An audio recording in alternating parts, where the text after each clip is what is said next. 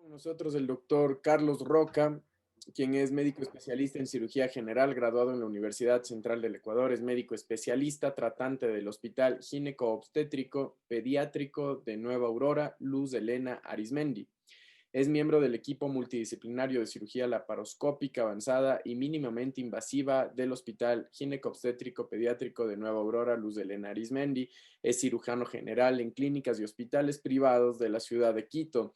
El tema con el que intervendrá es cirugía mínimamente invasiva en la mujer gestante. Doctor Roca, muy buenas noches. Bienvenido. En este momento ya puede habilitar su micrófono y compartir la pantalla para iniciar su presentación.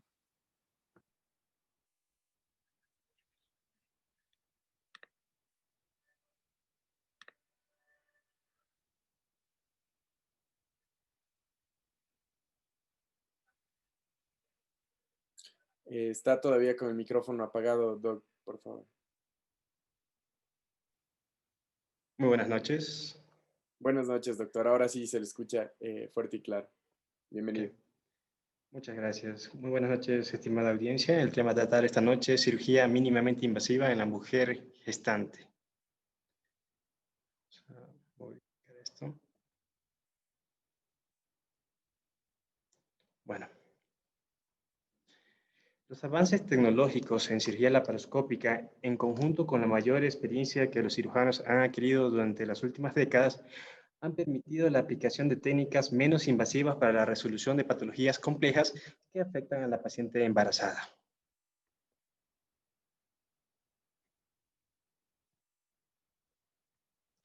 Un momento, por favor. Listo. Se estima que una de cada 500 mujeres requerirán de cirugía abdominal no obstétrica durante el embarazo, siendo incluso esta condición de paciente gestante considerada por mucho tiempo como una contraindicación absoluta para intervenciones laparoscópicas. Sin embargo, en la actualidad, los beneficios demostrados en cirugía mínimamente invasiva son aplicables también para la paciente embarazada, considerándose por lo tanto como un estándar en atención de salud.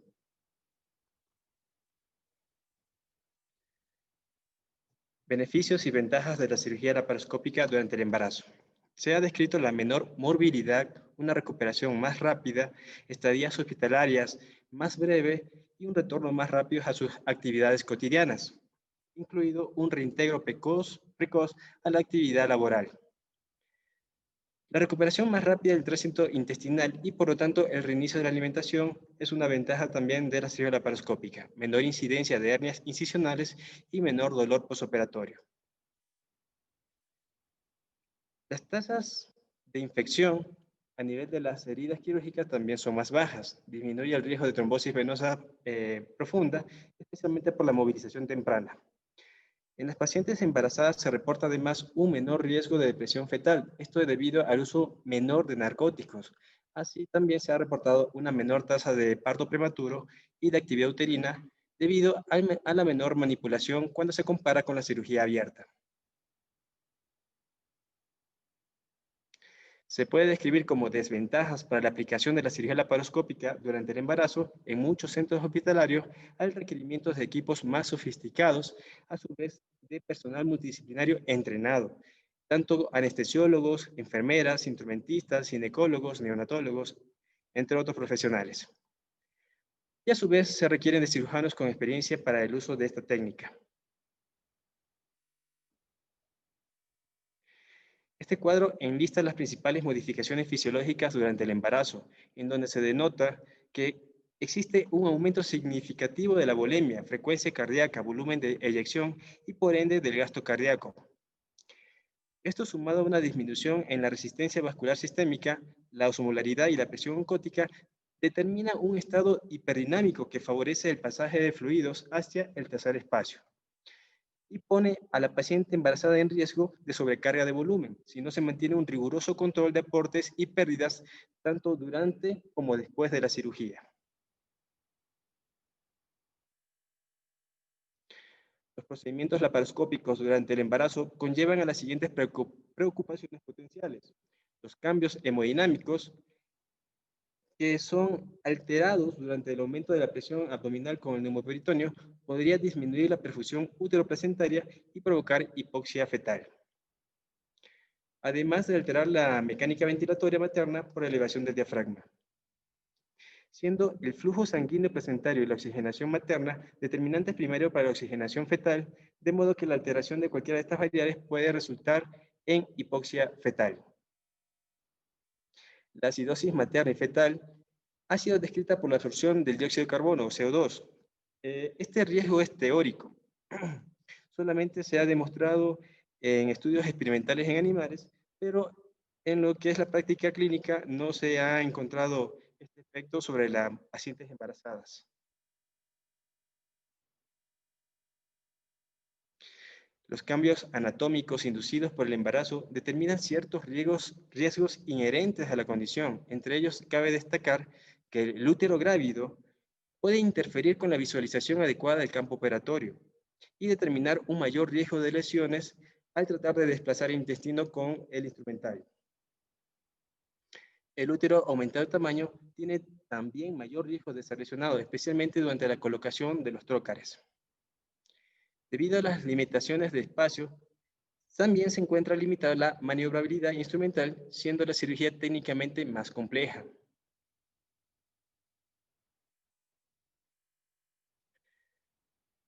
Hay que tener ciertas consideraciones especiales para la cirugía laparoscópica en la paciente gestante. Se determina que la posición supina, especialmente después de las 20 semanas de gestación, puede comprometer seriamente el retorno venoso, el gasto cardíaco y el flujo placentario por la compresión que ejerce el útero grávido sobre la vena cava.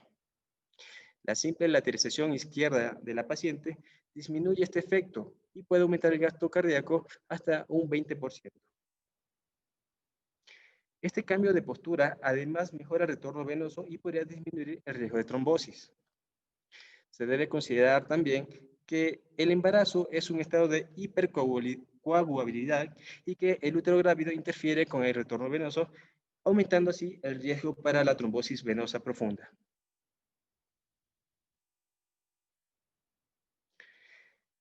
Debido al retardo del vaciamiento gástrico y la motilidad intestinal lenta, este grupo de pacientes tiene un mayor riesgo de aspiración, por lo que desde el punto de vista anestésico, debe considerarse a la paciente embarazada siempre como una paciente con estómago lleno y de vía aérea difícil.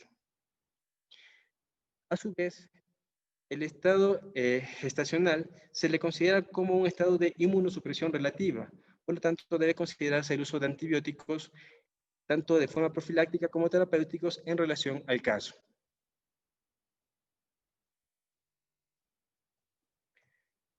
El posible impacto de la cirugía laparoscópica en el resultado perinatal fue evaluado por Redding y Cullen en los datos del Registro Suizo de Salud, en un estudio retrospectivo desde 1973 a 1999. Los autores compararon el resultado perinatal de 2.181 laparoscopías y 1.522 laparotomías en pacientes cursando embarazos únicos entre 4 y 20 semanas. La mayoría de las cirugías fueron realizadas durante el primer trimestre. No se encontraron diferencias significativas en la tasa de malformaciones o el resultado perinatal al comparar ambos procedimientos. Si bien existe mayor riesgo de bajo peso al nacer o de parto prematuro en el grupo de pacientes embarazadas sometidas a cirugía, comparadas con las pacientes gestantes que no se operaron nunca, no se encontraron diferencias significativas en lo que refiere a la tasa de malformaciones, abortos u óbitos entre estos grupos.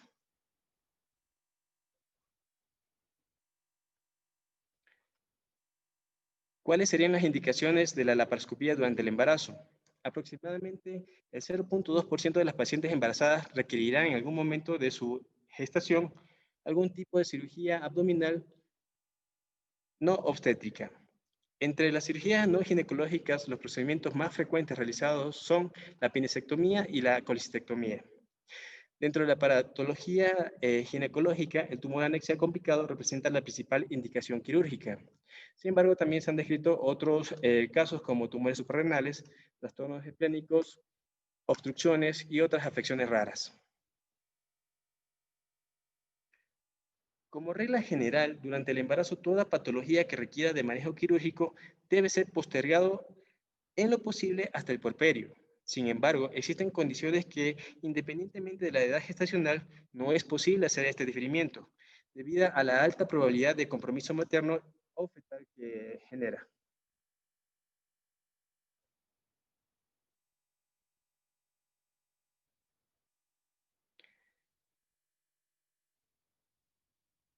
Las intervenciones quirúrgicas durante el embarazo deben minimizar el riesgo fetal sin comprometer la seguridad de la madre. Los resultados favorables van a estar en dependencia del diagnóstico preciso y la oportuna intervención quirúrgica.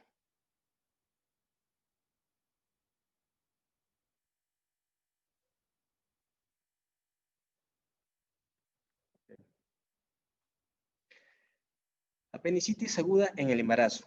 La apendicitis aguda es el problema quirúrgico más común encontrado durante el embarazo y corresponde hasta el 75% de todas las urgencias quirúrgicas. El primer caso publicado de apendicitis en el embarazo data de 1842.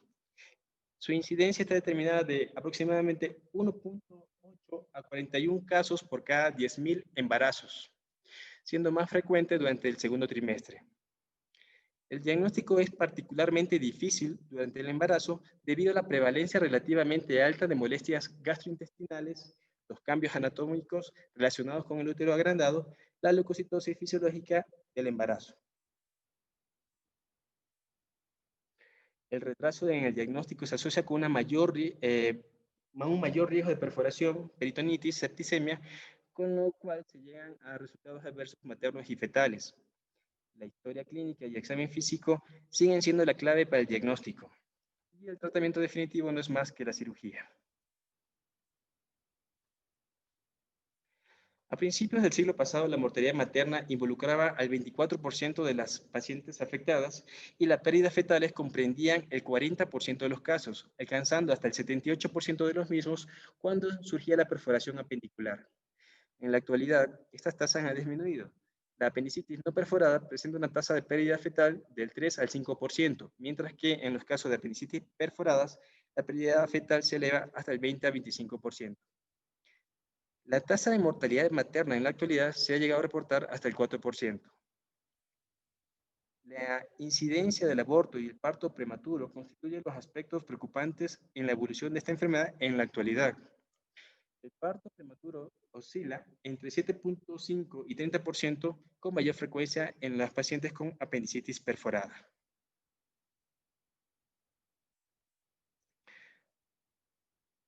Debemos recordar la localización más común del apéndice cecal, la cual es en el 64% retrocecal, seguida de su posición pélvica con el 21%. Sin embargo, se describe el desplazamiento del ciego y por ende del apéndice en sentido cefálico conforme el embarazo avanza. Pero, ¿qué tan cierto es esto? Este artículo del 2018 es un artículo descriptivo, seccional, cruzado, que reporta la evaluación de 77 mujeres con embarazos a término que fueron intervenidas por cesárea y de esta, el 81% presentan la localización del apéndice a nivel de la fosa ilíaca derecha y apenas el 18% se encontraba desplazada en sentido cefálico.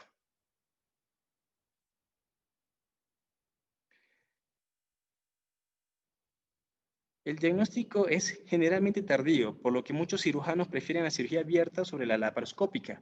Pese a ello, la evidencia creciente reporta que las cirugías laparoscópicas se vuelven más seguras y eficaces conforme pasa el tiempo, disminuyendo la tasa de conversión. Este metaanálisis es del 2012, donde se describe 11 estudios con 3.400 mujeres, de las cuales la mayoría fueron intervenidas de forma abierta, 2.800, y 599 fueron intervenidas por la vía laparoscópica. De este metaanálisis se llega a la conclusión de que no existe una evidencia que sugiera que la cirugía laparoscópica aumente un mayor riesgo de pérdida fetal. Entonces, lo que encontramos es que el riesgo relativo agrupado de trabajo de parto prematuro fue mayor en las pacientes operadas por vía laparoscópica pero este riesgo no fue estadísticamente significativo, perdón, y la pérdida fetal fue mayor igualmente de una forma relativa. En este artículo ya más actualizado, 2019, con un mayor número de pacientes, vemos que 905 pacientes fueron sometidos a cirugía laparoscópica y 3.789 fueron intervenidas por la vía abierta y no hubo diferencias significativas, tanto para el riesgo de pérdida fetal como para el parto prematuro.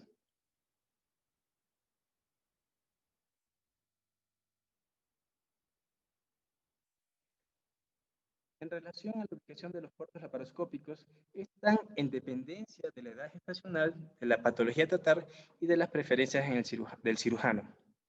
En este caso vemos como en el primer trimestre la ubicación de los puertos laparoscópicos no difieren de mayor manera con la paciente no gestante. Y sin embargo, en el segundo y tercer trimestre, obviamente los puertos se van modificando y se van siendo mucho más altos para tratar de evitar el fondo uterino. Aquí se demuestra brevemente el caso de una paciente que operamos en el Hospital de Nueva Aurora, paciente de 36 años con embarazo de 21 semanas de gestación, obesidad grado 2, diabetes gestacional, tiempo de evolución clínica de aproximadamente 36 horas, y el hallazgo intraoperatorio fue apendicitis aguda necrótica.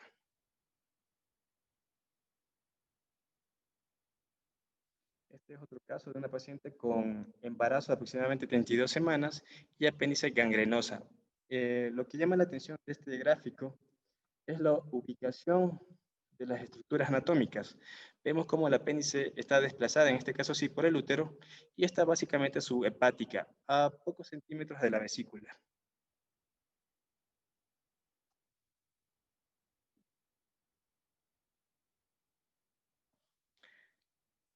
Aquí vemos brevemente el video de una paciente con apendicitis perforada, ya con peritonitis generalizada, cursando embarazo de más o menos 32 semanas de gestación. Podemos observar la cantidad de líquido purulento que se encuentra en cavidad. Esta intervención no necesitó de conversión, se completó por la vía laparoscópica y se dejó un drenaje.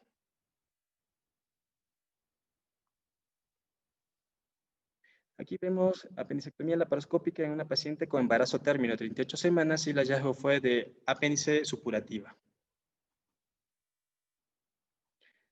Estos son gráficos o capturas de otras pacientes gestantes operadas en el Hospital de Nueva Aurora con apendicitis complicadas. Por ejemplo, en el caso de la imagen de la derecha, observamos un apéndice cuya base apendicular está friable, es ancha y con alto riesgo de fístula. Y estas son imágenes de nuestras pacientes cuando acuden al control postoperatorio.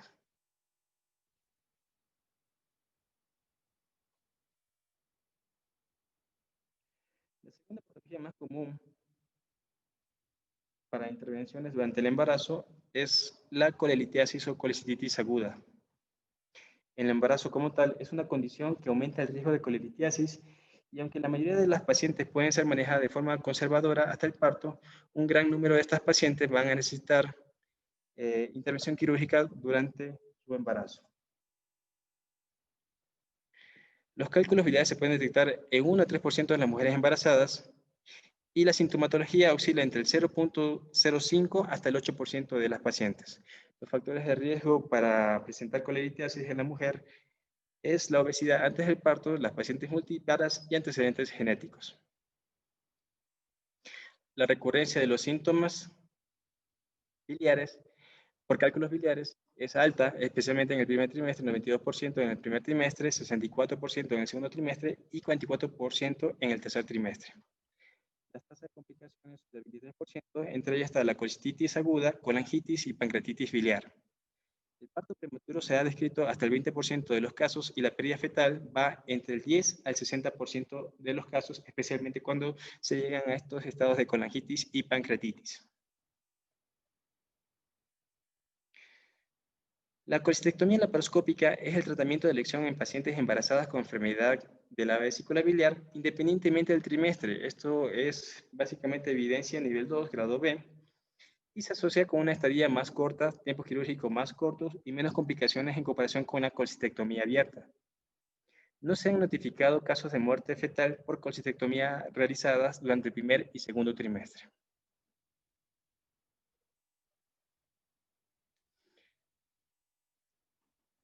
Esta revisión sistemática del 2016 compara la cirugía laparoscópica versus la abierta en la mujer embarazada. Vemos que desde 1985 hasta el 2015, en 11 estudios con un total de 10.632 mujeres intervenidas, apenas 1.200 por vía abierta y 9.400 por vía laparoscópica, se encontraron que existió menor riesgo de pérdida fetal, menores riesgos maternos, complicaciones quirúrgicas fueron menores, la estancia hospitalaria fue menor, todas estas en el grupo de la cirugía laparoscópica. La tasa de conversión fue de apenas 3.8%. Estos resultados sugieren que la cirugía laparoscópica se asocia con menos complicaciones maternas fetales que la cirugía abierta durante el embarazo. Hay que tomar en cuenta que estas pacientes, el 91% se encontraban dentro del primer y segundo trimestre de gestación al momento de su cirugía.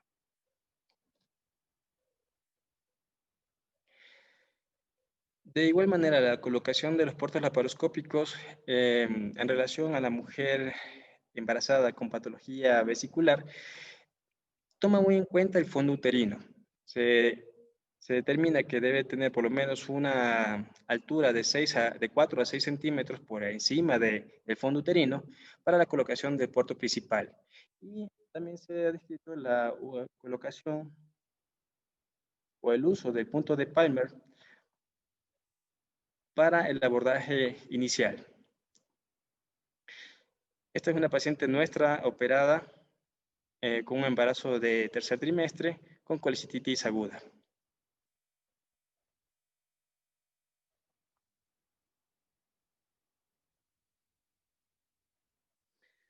Estas imágenes son igual de nuestras pacientes con colicistitis aguda intervenidas en nuestro hospital.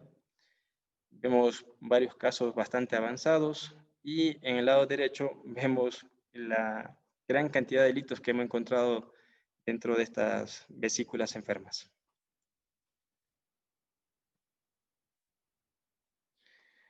Paciente con embarazo de 27 semanas, dolor cólico recurrente a nivel de hipocondrio derecho, con criterios de intervención quirúrgica. Teníamos todavía ventana, aquí estamos haciendo la disección de los elementos del calot hasta obtener una visión crítica completa.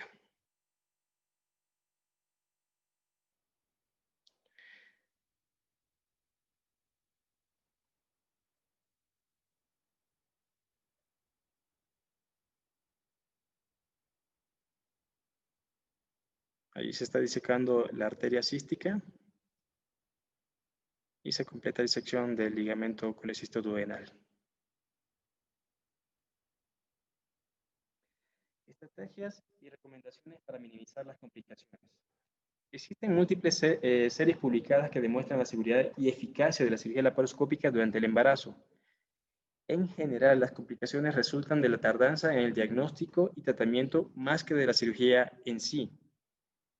Por lo tanto, el diagnóstico y tratamiento precoz de aquellas patologías de resolución quirúrgica es indispensable para disminuir las complicaciones y la morbilidad asociada.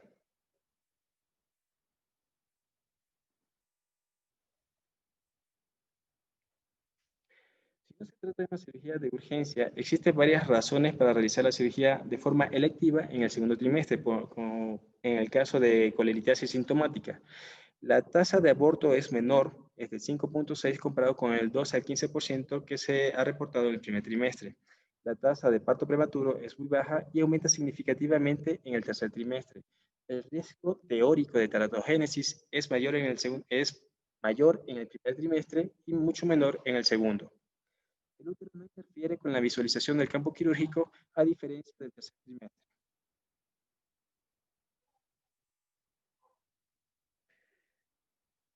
La Sociedad Americana de Cirujanos Gastrointestinales y Endoscópicos realiza la siguiente guía para el uso de la laparoscopía durante el embarazo. El tratamiento laparoscópico de la enfermedad abdominal aguda tiene las mismas indicaciones para las pacientes embarazadas y no embarazadas. La laparoscopía puede realizarse de manera segura durante cualquier trimestre del embarazo cuando está indicada la operación. La insuflación de CO2 con una presión entre 10 y 15 milímetros de mercurio se puede utilizar de forma segura en la paciente embarazada.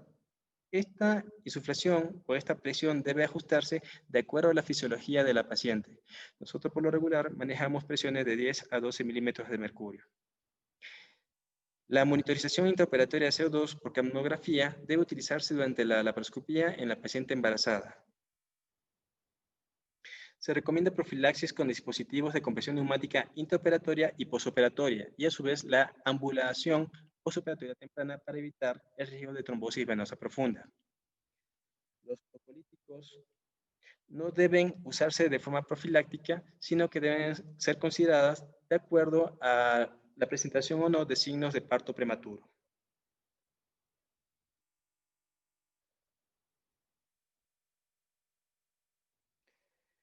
Ahora analicemos la laparoscopía en tiempos de pandemia por COVID-19. Reconocemos o se reconoce que los servicios quirúrgicos enfrentan grandes desafíos para optimizar la atención de pacientes con patologías de emergencia, posponiendo las cirugías selectivas.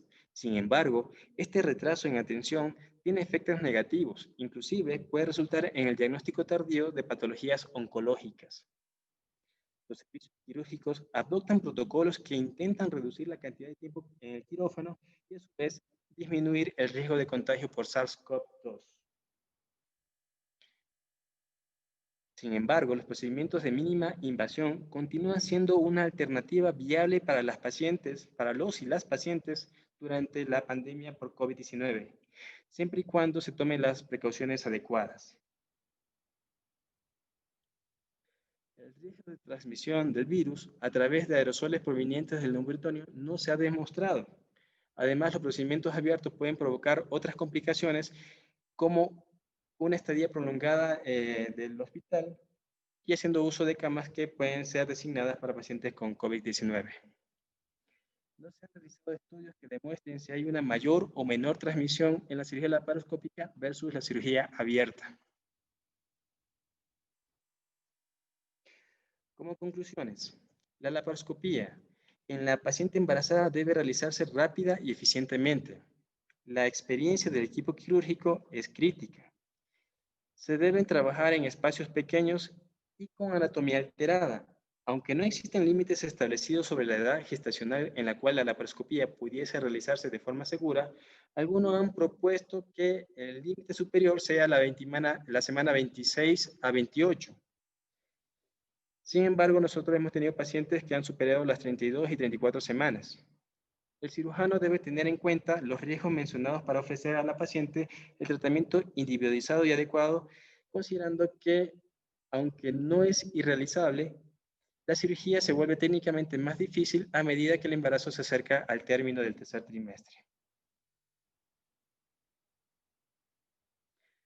Muchas gracias.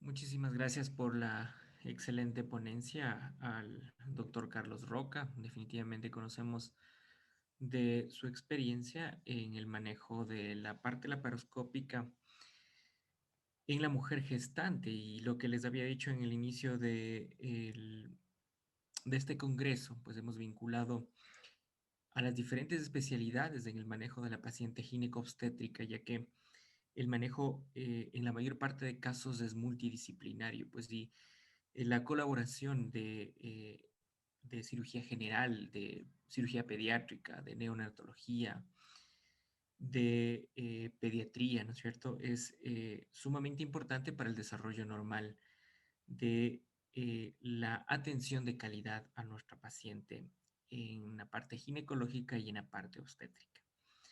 Una brillante exposición. No sé si es que hay algunas preguntas.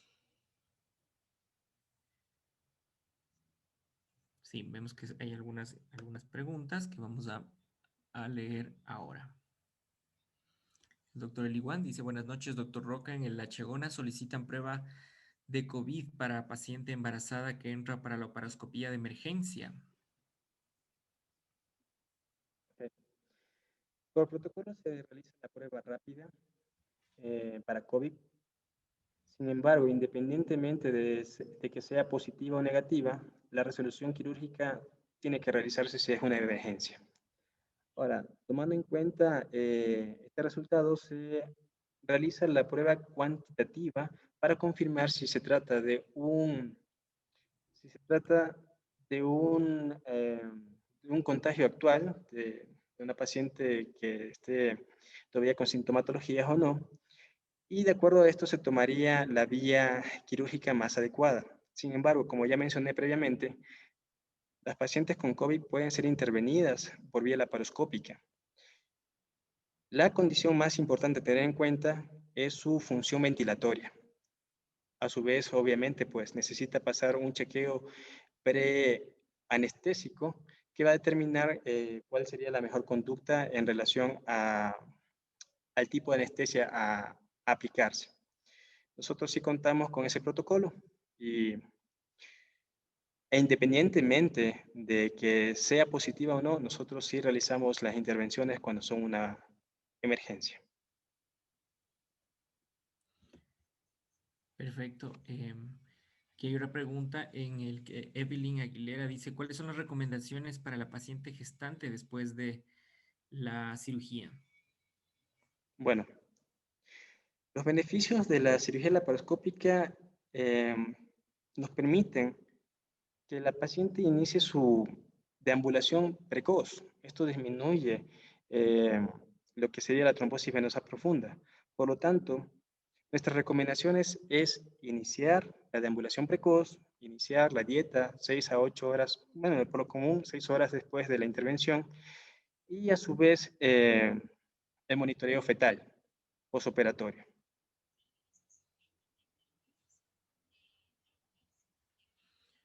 Perfecto, muchas gracias. Bueno, adicional a esto, siempre considerar, ¿no?, que la paciente gestante tiene o está dentro de un estado protrombótico y cualquier procedimiento quirúrgico pues puede exacerbar esta eventualidad de la paciente gestante dentro de sus cambios fisiológicos en el embarazo, como había explicado el doctor Roca en el inicio de su exposición. Entonces, siempre la deambulación precoz, la utilización de fármacos analgésicos en relación a la edad gestacional, pues son un complemento perfecto a la parte quirúrgica de nuestras pacientes gestantes. Bueno, muchísimas gracias. Quiero agradecer al doctor Carlos Roca por su ponencia. Nos ha enriquecido en el sentido del manejo de la mujer gestante. Así que, bueno, pues le mando un abrazo al doctor Roca y muchísimas gracias por su ponencia. Muchas gracias, doctor Vaca. Muchas gracias por la invitación y que tengan una excelente noche. Muchas gracias.